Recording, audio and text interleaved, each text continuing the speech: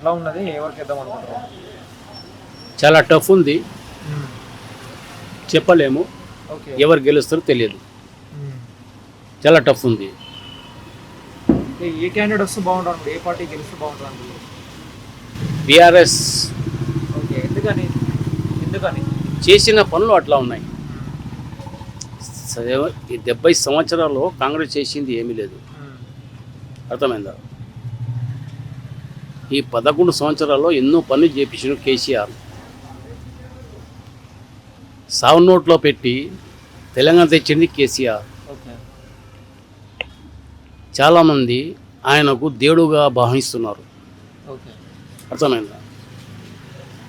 రేవంత్ రెడ్డి చెప్పిన మాటలు వాగ్దానం చేయలేదు. పింఛన్, ఆసరా పింఛన్ వాళ్ళకు 2000 4000 ఇస్తా అని చెప్పింది.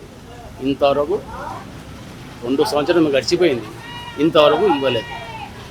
అందువరకే మేము నిర్ణయించుకున్నాం, బీఆర్ఎస్ ప్రభుత్వం మంచిది.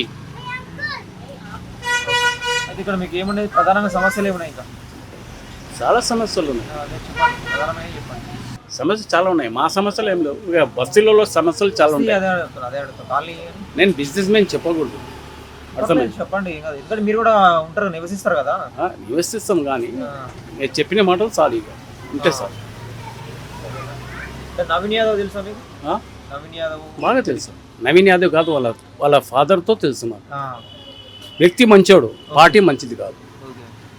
నవీన్ చాలా మంచివాడు, కానీ పార్టీ మంచిది కాదు. పార్టీ అయితే మీకు బీఆర్ఎస్ పార్టీ వస్తే బాగుంటుంది.